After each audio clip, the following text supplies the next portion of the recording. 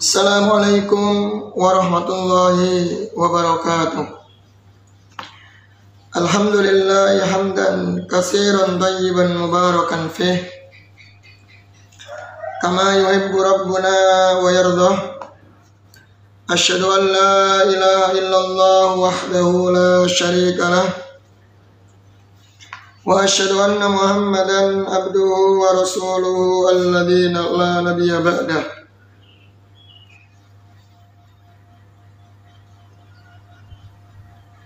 Amma ba'du. Baik, ikhwas sekalian rahimani wa rahimakumullah.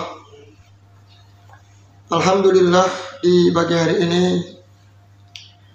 kita tak henti-hentinya memuji Allah Subhanahu wa taala atas segala nikmat yang Allah berikan kepada kita, sehingga di pagi hari ini Allah mudahkan langkah kita, Allah lembutkan hati kita, Allah ringankan segala urusan kita, ya, untuk bisa duduk di majelis al-ilm.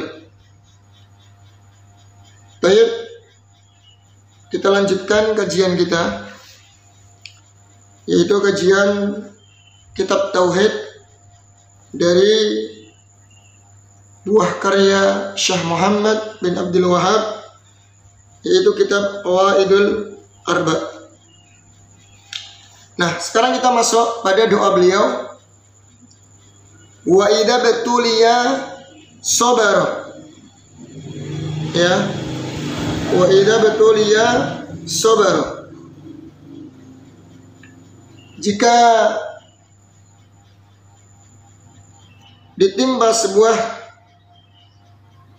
musibah atau diuji, maka dia bersabar. Ya, jika ditimpa sebuah ujian, maka dia bersabar.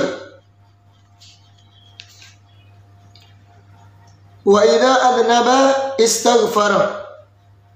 Dan jika dia berbuat dosa, maka dia minta ampun. Wa dzalika unwanus sa'adah. Maka yang demikian itulah tanda-tanda kebahagiaan seorang muslim. Ya, tanda kebahagiaan. Teleponnya. Jadi beliau menyebutkan doa yang luar biasa. Ya, doa beliau sebelumnya beliau mendoakan apa? Supaya Allah melindungi kita, menjaga kita di dunia dan di akhirat. Ayyatawallaka fid dunya wal akhirah wa ayyaj'alaka mubarakan aina ma kunta. Dan semoga Allah menjadikan engkau berkah dimanapun engkau berada. Ya, kemudian beliau juga mengatakan wa ayyaj'alaka mimman idza u'tiya syakara. Dan semoga Allah menjadikanmu termasuk orang yang apabila diberi nikmat bersyukur. Wa idza batuliya sabar. Dan jika diuji, ya, dia bersabar. Wa idza adnaba istaghfar. Jika dia berbuat dosa, yang melakukan kesalahan, dosa atau maksiat, maka istighfar, dia memohon ampun kepada Allah. Wa dzalika unwanus sa'adah. Itulah tanda kebahagiaan. Ya, itulah tanda kebahagiaan. Karena di dunia ini kita nggak lepas dari yang namanya ujian, diberi nikmat atau melakukan dosa. Jika diuji, dia bersabar. Diberi nikmat, dia bersyukur. Jika melakukan dosa atau maksiat, dia bertaubat, istighfar kepada Allah Azza wa Jalla. Nah, sekarang kita baca syarah dari wa idza batuliya sabar. Apabila diuji, dia bersabar. Di sini Syekh Dr. Haisa menyebutkan li'anna sabra wajibun bi ijma'il ummah. bersabar itu wajib menurut kesepakatan umat ini. Ya. Jadi ketika seseorang diuji dengan musibah, ya mau nggak mau harus bersabar. Apakah dengan dia teriak-teriak, murka, mencela ketika ditimpa musibah, apakah kemudian akan merubah takdir Allah Azza wa Jalla?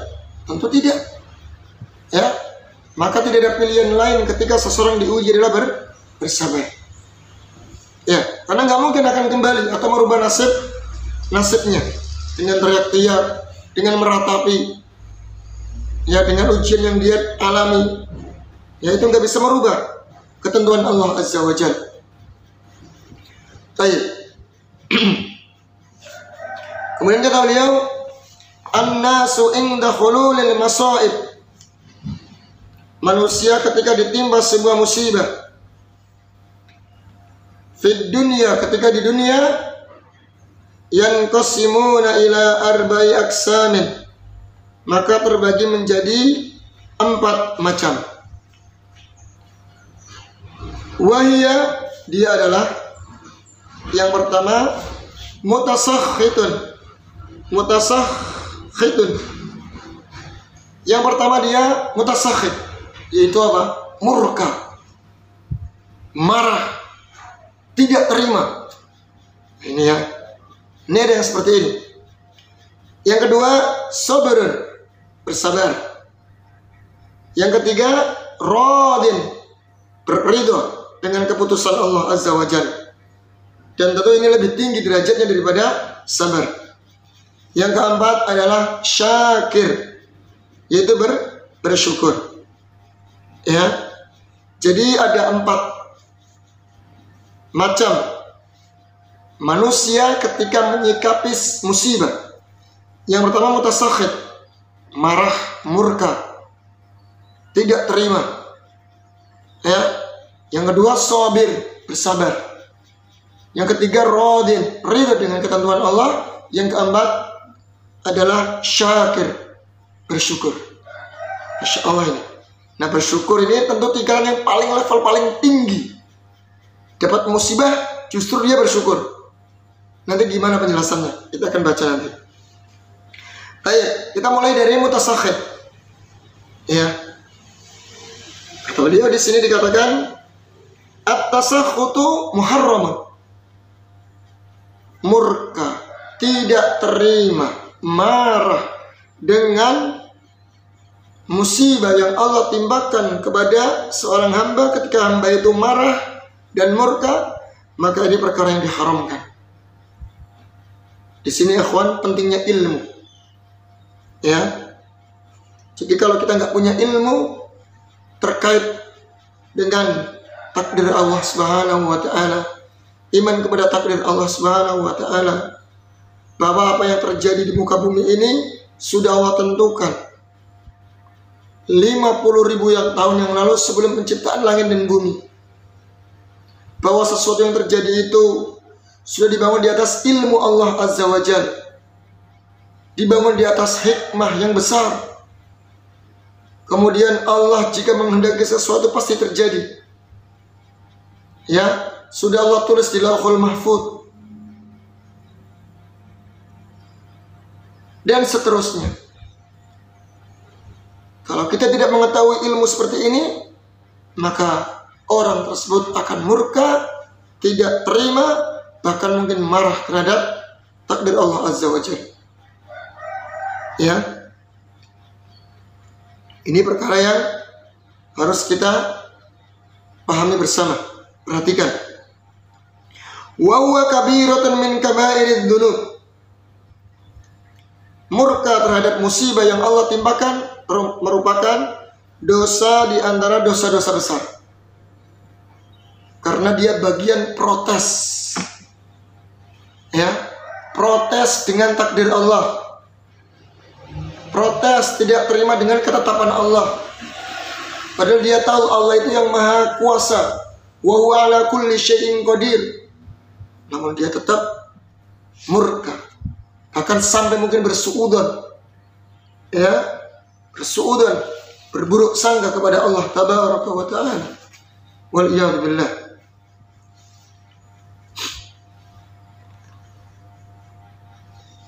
Kemudian kata beliau, wa yakunu bil qalbi wal lisani wal jawarihi. Sikap manusia ketika diuji oleh Allah Subhanahu wa ta'ala, kemudian dengan dia sikapnya dengan tasakhut, murka, marah, itu bisa dengan qalbi, hatinya dongkol, murka hatinya, nggak terima. Atau bisa dengan lisan, ucapan mencela, memaki, bahkan mungkin mengatakan ucapan-ucapan yang kufur ya. Allah tidak adil, barangkali seperti itu, naudzubillah.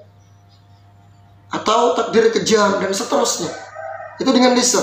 Atau dengan al-jawarih, dengan anggota badan. Nanti kita lihat. Kata beliau Syekhul Islam, kata beliau Syekh Dr. Haisam mengatakan at-tasakhutu bil qalbi. Adapun bentuk murka dengan hati ya, ketika diuji, ditimpa musibah, qala al-Imam Ibnul Qayyim al-Jauziyah bima ma'nahu. Berkata al-Imam Ibnul Qayyim al-Jauziyah yang maknanya adalah anna ba'dun nas la yatajasaru ay yaqulu hadha bilisanihi walakin nafsuhu allati baina janbayhi tashhadu ala dhalika bidhannihi bi rabbih dhanna as-su'i. Yaqulu biqalbi rabbi dhalamani rabbi haramani rabbi mana'ani. Nah ini kata beliau Al-Imam Al-Qayyim Al-Jauziyah ya berkata yang maknanya adalah ada sebagian manusia la yatajasar, mereka tidak berani mengucapkan bilisannya, dengan lisannya. Jadi murkanya dia, tidak terima dengan takdir Allah, dengan keputusan atau musibah yang Allah timpakan kepadanya, itu dia nggak berani mengatakan dengan lisannya. Nggak berani mengatakan langsung, saya nggak terima dengan takdir ini, pokoknya saya nggak mau diuji seperti ini. Mungkin dia nggak berani dengan lisannya. Walakin akan tetapi jiwanya, dirinya antara dua sisi, antara lisan dan dirinya, tashhadu ala dhalika, tapi dia jiwanya itu menyaksikan ya, menyaksikan apa yang demikian itu, sikap tasakhut bidhannihi, dengan dhannya, dengan prasangkanya, prasangka terhadap Rabbnya, dhanna as-sau, dengan prasangka yang buruk.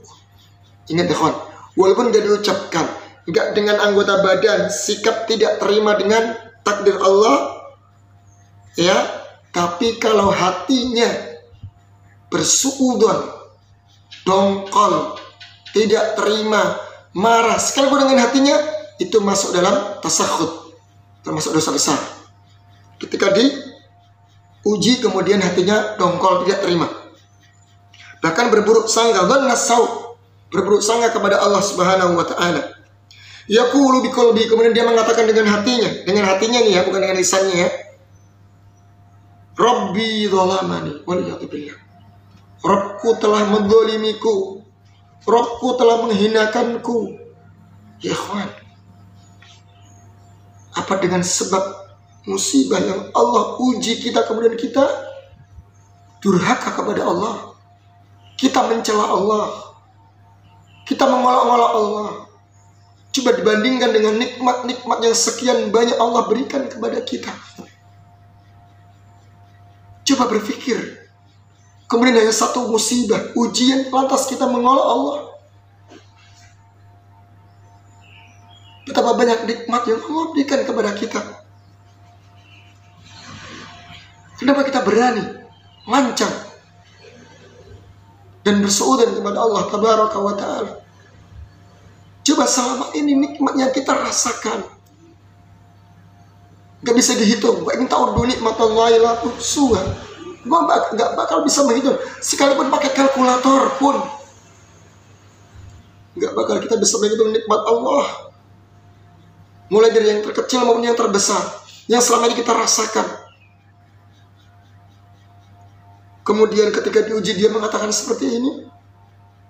Wallah, ini perbuatan termasuk perbuatan dosa, kriminal, ya, lancang atas nama Allah Azza wa Jalla. Rabbi harramani, Rabbku mengharamkanku, menghalangiku. Rabbi mana'ani, Rabbku mencegahku.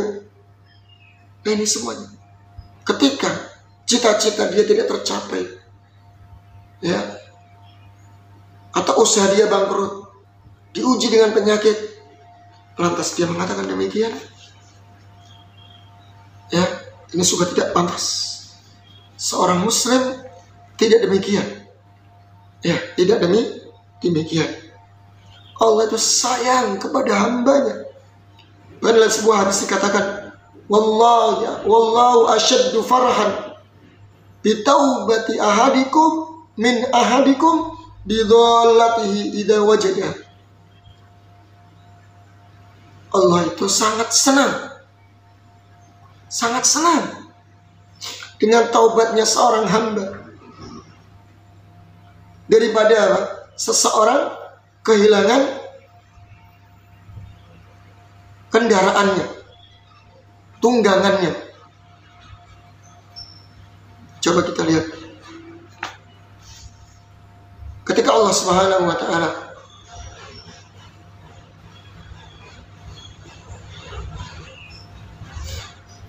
menguji seseorang dengan kehilangan kendaraannya.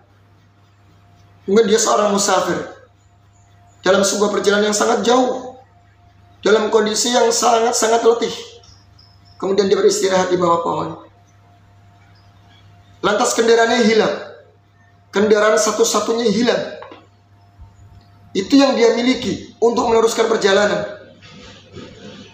Atau ontanya atau kudanya. Coba bayangkan, kendaraan satu-satunya hilang. Lantas dia berusaha mencari-cari ke sana kemari. Tidak ada satu orang pun di situ. Atau orang yang bisa memberikan pertolongan kepadanya. Atau jauh dari perkotaan. Dia cari kendaraan yang hilang tersebut. Dia sudah mulai putus asa. Kemudian dia menemukan, di Allah takdirkan di awal dia menemukan kendaraannya tersebut. Bagaimana perasaannya? Sangat-sangat senang sekali. Karena dia nggak bisa meneruskan perjalanan. Dia di tengah padang pasir barangkali. Sendirian. Nggak ada yang menemani dia. Lantas kendaraannya hilang. Dan dikala itu dia menemukan, dia cari dan ditemukan kendaraannya. Bagaimana senangnya dia. Lihat. Senangnya dia, senang sekali. Ya. Dan Allah lebih senang dengan hambanya yang bertobat. Lebih daripada itu, senang yang dia mendapati kendaraannya. Bahkan Allah lebih sayang daripada sayangnya orang tua kita. Ya, orang tua yang sayang terhadap anaknya. Baik. Makanya salah seorang ulama seperti Fudail bin Iyad, beliau pernah menceritakan, ketika saya hendak pergi ke masjid untuk sholat berjamaah. Di tengah perjalanan saya melihat seorang ibu yang ribut dengan anaknya. Sampai memukulnya, kemudian mengusir anaknya tersebut. Lantas ibunya tadi menutup pintu rumah. Dan anak tersebut tidak boleh masuk ke dalam rumah. Dan ketika anak tadi merengek-rengek terus, merengek-rengek kepada ibunya agar dibukakan pintu rumah tersebut. Karena kepada siapa lagi dia akan minta kasih sayang. Kemana dia akan kembali kalau nggak ke rumahnya dia? Kepada ibunya. Fudail bin Iyad ketika pulang dari masjid, melihat anak itu masih merengek-rengek minta dibukakan pintu orang tuanya, ibunya. Karena kesabaran anak tersebut yang merengek-rengek minta dibukakan pintu, lantas ibu itu pun akhirnya iba, tersentuh. Karena itu anaknya, lantas dibukakan pintunya dan anak tersebut diperintah untuk masuk ke dalam rumah. Kita di sini kita belajar. Dan Allah Subhanahu wa taala lebih sayang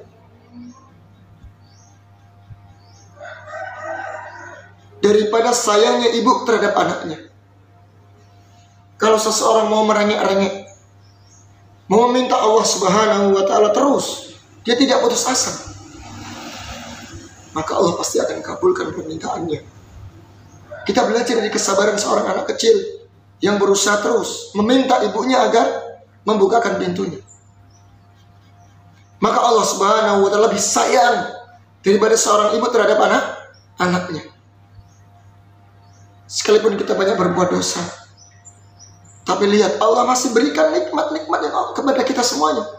Bisa saja Allah binasakan kita, Allah segerakan azab, bisa jadi. Tapi lihat, Allah masih berikan banyak kesempatan pintu bertobat.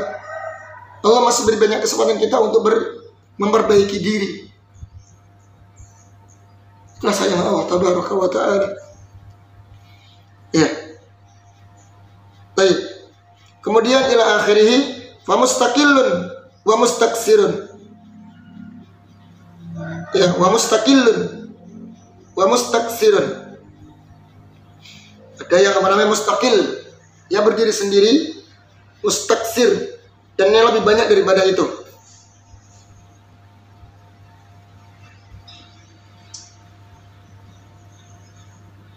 Fattish fi nafsik, maka periksalah diri kamu. Fahal anta salimun, apakah engkau selamat? Fa in tanju minha tanju min dhi azimah, jika kau selamat darinya, maka engkau selamat dari sesuatu yang besar, dimaksud dosa besar ini. Selamat dari dosa besar ini. Dan kita berusaha, ikhwan, jangan sampai kita murka, sekalipun dalam hati, ya dalam hati, jangan sampai kita bersuudzon ya dengan Allah Subhanahu wa ta'ala. Kemudian bentuk tasakhut yang kedua adalah dengan lisan.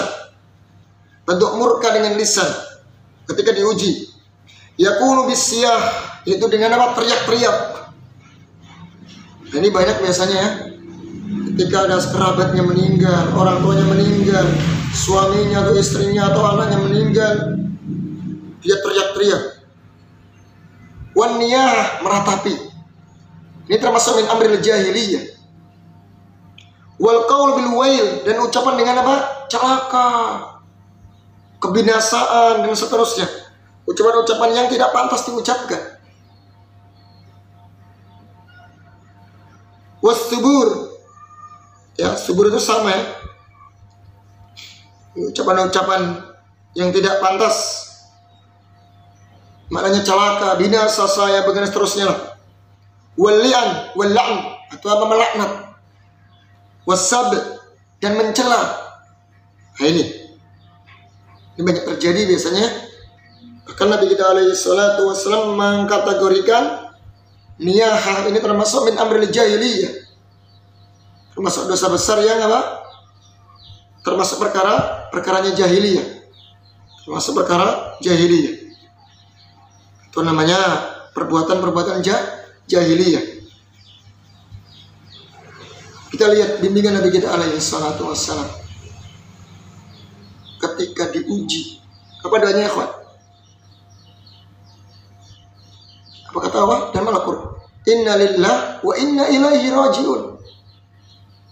Ya. Sesungguhnya segala kita itu milik Allah. Titipan, kita itu semua titipan Allah. milik Allah Subhanahu wa taala. Jadi apa yang kita miliki dari anak istri kita adalah titipan. Semuanya kita milik Allah. Abdun lillah, yang begitu ya. Kita tuh hanya hamba Allah, milik Allah. Wa inna ilaihi raji'un, dan nanti akan dikembalikan.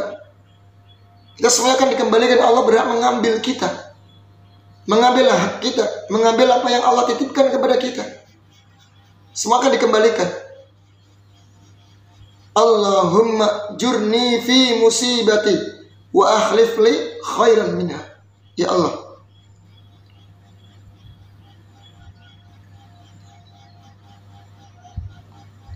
ya Allah, datangkanlah pahala, berikanlah pahala atas musibah ini. Dia doanya. Jadi kena musibah mengharapkan pahala. Ya Allah, berikanlah pahala dengan musibah ini. Wa akhlif li khairan minha, dan gantikan ya dengan yang lebih baik. Dengan musibah ini gantikan dengan sesuatu yang lebih baik. Jadi begitulah kondisi seorang muslim. Istijar ya, mengharap pahala dengan musibah, kemudian optimislah bahwasanya Allah pasti akan ganti yang lebih baik dengan keadaan ini daripada musibah ini. Begitu. Ya. Kemudian Allah Subhanahu wa taala juga berfirman, "Wa idza asabahum musibah qalu inna lillahi wa inna ilaihi raji'un." Ya. Jika seorang mukmin itu ditimpa musibah, maka mereka mengucapkan apa? Inna lillahi wa inna ilaihi raji'un. Itu tuh milik Allah. Ya, hamba Allah, titipan Allah, dan kita nanti akan dikembalikan kepada Allah, akan dimintai pertanggungjawaban di hadapan Allah Subhanahu wa taala. Kemudian tasakhut bil jawarih, yang ketiga, bentuk murka, marah dengan anggota badan. Yakunu bilatamil khududi wa syakkil juyubi wa natfis syu'ur. Nah ini, itu dengan apa? Ngelap-latem, memukul-mukul pipi, ya mukul pipi. Oh ya, saya perempuan-perempuan itu ya, ibu gitu ya. Kita diuji, mungkin anaknya meninggal, suaminya meninggal, ya memukul-mukul pipi. Kemudian wasyakil jiu, merobek-robek ini saku, maksudnya merobek pakaian.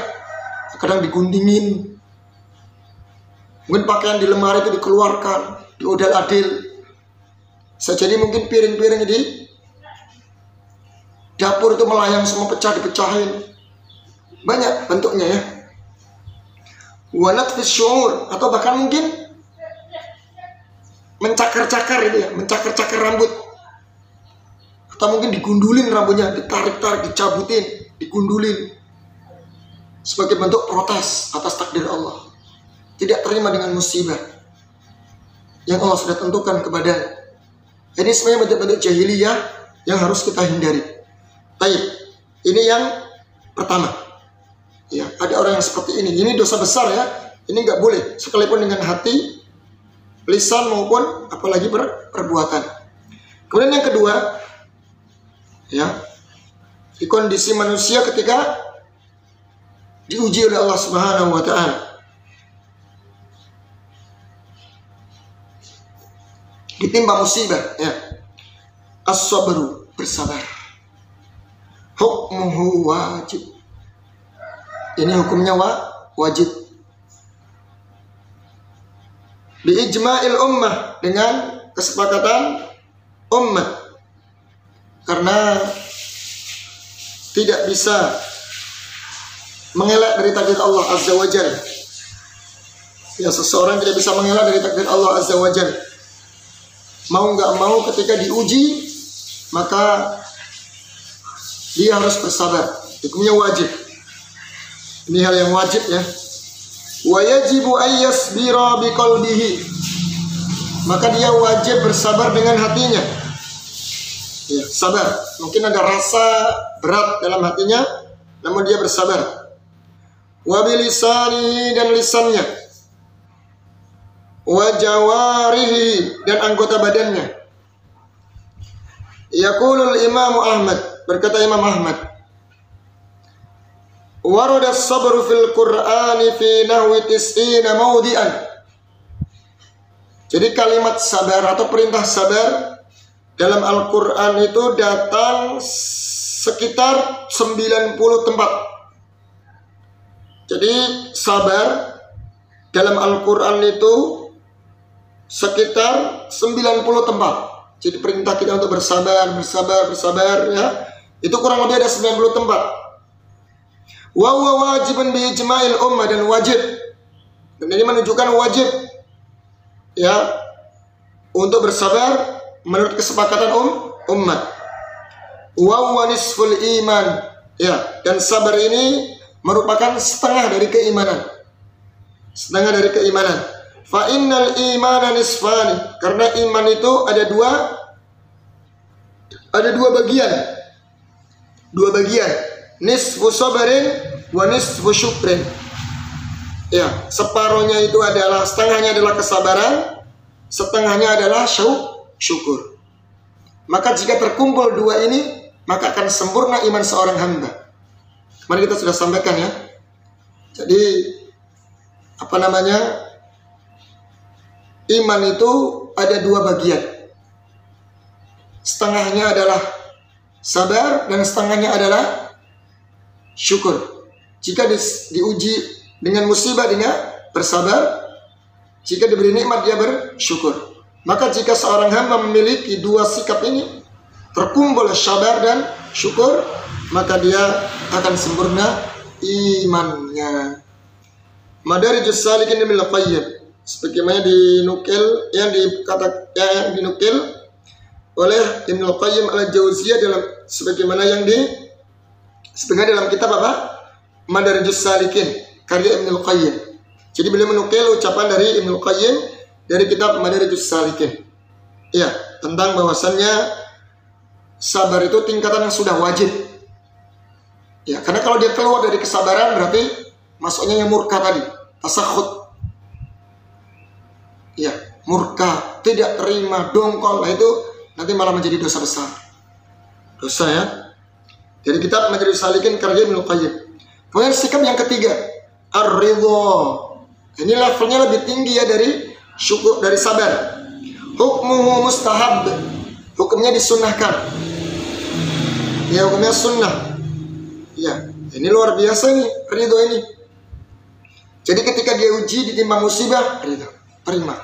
Saya terima dengan keputusan Allah Azza wa Jalla atas musibah ini. Masya Allah. Jadi di awal terjadinya musibah, jebret gitu ya, langsung hatinya terima. Di awal dia kena penyakit, diuji dengan apapun ujian, langsung hatinya itu ridho. Justru merasa senang, ridho. Masya Allah ya, dengan keputusan Allah. Ini luar biasa. Wa huwa martabatun a'la minas sabri, dan ini tingkatannya lebih tinggi dari kesabaran. Kemudian yang keempat, kata beliau di sini, asyukru, bersyukur. Ini malah levelnya sudah paling tinggi. Ya, sikap seorang hamba ditimpa musibah kalau masuk level asyukru, paling tinggi ya. Ini sungguh luar biasa lagi. Hukmuhu mustahab. Hukumnya mustahab, sunnah. Masya Allah. Coba kita bisa bayangkan, kena musibah kok dia malah bersyukur. Kok bisa begitu ya, Pak? Bahkan dulu para salaf ingin dapat musibah, tapi jangan ditiru ya. Biar apa? Kenapa dia seperti itu? Karena dia menyakini kita tuh banyak dosa. Sudah banyak dosa yang kita kerjakan, dosa dan maksiat, banyak kelalaian-kelalaian yang dikerjakan. Maka dia sangat bersyukur dengan adanya musibah itu akan menggugurkan dosa-dosa dia. Gitu loh maksudnya. Insya Allah ya. Bahkan malah minta, ingin kena diuji gitu loh oleh Allah. Biar apa? Biar menggugurkan dosa-dosa dia. Ini jangan ditiru ya. Masya Allah, ini levelnya sudah tinggi nih. Orang-orang solihin.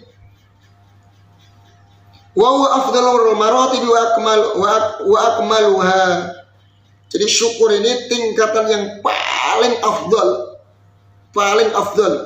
paling tinggi, paling mulia, paling tinggi, dan paling sempurna. Di antara tadi sabar dan ridho. Dan syukur ini paling tinggi levelnya. Lihat para nabi dan rasul, ya, mereka kalau diuji semakin bersyukur. Ya, Nabi Ayub alaihissalam berapa tahun?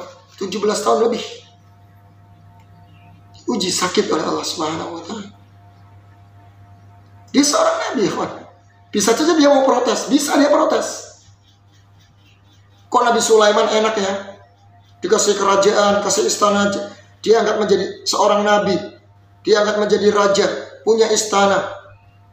Ya, makhluk dari hewan, manusia, jin tunduk kepadanya. Sedangkan saya kok diuji. Bisa saja dia protes seperti itu. Tapi tidak. Maka ini yang menentukan bagaimana sikap seorang hamba ketika diuji oleh Allah Subhanahu wa taala. Mereka para nabi sama-sama mulia, tapi level ujiannya berbeda-beda. Diuji dengan harta, Nabi Sulaiman alaihissalam. Nabi Ayub diuji dengan penyakit. Lantas keduanya sama-sama menyikapi dengan sikap yang luar biasa. Yang satu bersyukur. Bahkan Nabi Sulaiman mengatakan, "Hada min fadli Rabbi." Ini karunia dari Rabbku. Apakah saya semakin bersyukur atau saya kufur? Ya, Nabi Daud, Nabi Ayub alaihissalam, ya, semakin bersabar kepada Allah Subhanahu wa taala, maka Allah Subhanahu wa taala mengembalikan seluruh hartanya dan menyembuhkan penyakitnya. Maka di titik-titik seperti inilah seseorang akan diuji level keimanannya. Mungkin demikian, semoga bermanfaat. Subhanakallahumma wa bihamdika asyhadu an la ilaha illa anta astaghfiruka wa atubu ilaik. Wassalamualaikum warahmatullahi wabarakatuh.